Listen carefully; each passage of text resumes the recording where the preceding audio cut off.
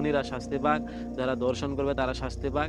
দুই একটারে যদি শাস্তি দেওয়া হয়, সাজা দেওয়া হয়, ফাঁসি দেওয়া হয়, আমরা দেখব পরবর্তীতে ধর্ষকরা যারা আবার চিন্তা ভাবনা করছে তারা কিন্তু সতর্ক হয়ে যাবে। তো আমরা চাই যে প্রতিটা হত্যার বিচার করা হোক, প্রতিটা ধর্ষণের বিচার করা হোক। আমরা প্রয়োজন হলে আবারও রাজপথে নামবো। আমরা এক কথায় আমরা ধর্ষণের এবং হত্যার বিচার চাই। আমরা বাংলাদেশকে নিরাপত্তা চাই, আমরা আমাদের মা বোনের নিরাপত্তা চাই, আমাদের জানমালের নিরাপত্তা চাই। নাহমাদুহু ওয়া নুসাল্লি আলা রাসূলিহিল কারীম, আম্মা বাদ। আসিয়া থেকে রামিসা, কুটকাছারি সব মিছা। তো আমি এই লাইনটা এই জন্য বললাম, আজ ভারাক্রান্ত মন নিয়ে আজ আপনাদের সামনে কিছু কথা বলবো, এই জন্য আর কি। যে বাংলাদেশ এমন একটা দেশ, যে এই দেশে 2 দিন পর পর নতুন একটা ইস্যু আসে। এই কিছুদিন আগে রাগ করলে একটা ইস্যু ট্রেন্ডিং, মানে বাঙালির রুচির এত দুর্ভিক্ষ, একের পর এক এইরকম ট্রেন্ডিং এর ফলে আমরা কিন্তু ভুলে গেছি সেই ছোট্ট আসিয়ার কথাও।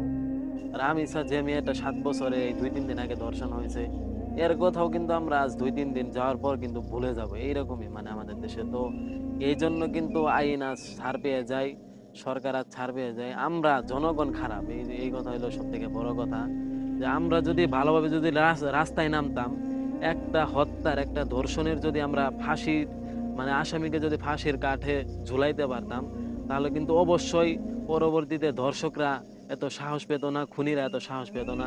এটা আমাদের ব্যর্থতা। আমরা শুধু ফেসবুকে লেখালেখি করতেছি যে না আমরা রামিসা হত্যার, রামিসা ধর্ষণের শাস্তি চাই, কিন্তু আমরা কই? আমরা অফলাইনে কই? আমরা সচর আমরা কই? আমরা রাস্তায় কই? আমরা তো শুধু ফেসবুকে লেখালেখি করতেছি না। শুধু লেখালেখির মধ্যে সীমাবদ্ধ থাকলে হবে না, আমাদের এটা বাস্তবায়ন, কাজে বাস্তবায়ন করতে হবে। আসেন আমরা আন্দোলনের মাধ্যমে পারি, আর যেভাবেই হোক আমরা এইবার বাস্তবায়ন করে সারবো। আমরা রামিসা হত্যার, ধর্ষণের বিচার চাই। বাংলাদেশে আর আমরা ধর্ষণ চাই না। অন্যান্য দেশে ধর্ষণের দর্শকদের ফাঁসি দেওয়া হয়, আর আমার দেশে দর্শন করলে বরঞ্চ যে ধর্ষিত হয় তার আরো সম্মান হানি হয়, আরো কত ধরনের কথা। কিন্তু ধর্ষকের ফাঁসি হয় না। দেখা যাবে 2-3 দিন জেলের মধ্যে থাকবে, 20-50 হাজার টাকা দিবে, পরবর্তীতে ছাড়া পেয়ে যাবে। এমনটা তো আমরা চাই না। আমাদের দেশ থাকবে প্রিয় দেশ, মাতৃভূমি, শান্তি মাতৃক দেশ। শান্তিভাবে আমরা শান্তি চাই। আমরা চাই যে খুনিরা শাস্তি পাক, যারা ধর্ষণ করবে তারা শাস্তি পাক। দুই একটারে যদি শাস্তি দেওয়া হয়, সাজা দেওয়া হয়, ফাঁসি দেওয়া হয়, আমরা দেখবো পরবর্তীতে ধর্ষকরা যারা আবার চিন্তা ভাবনা করছে তারা কিন্তু সতর্ক হয়ে যাবে। তো আমরা চাই যে প্রতিটা হত্যার বিচার করা হোক।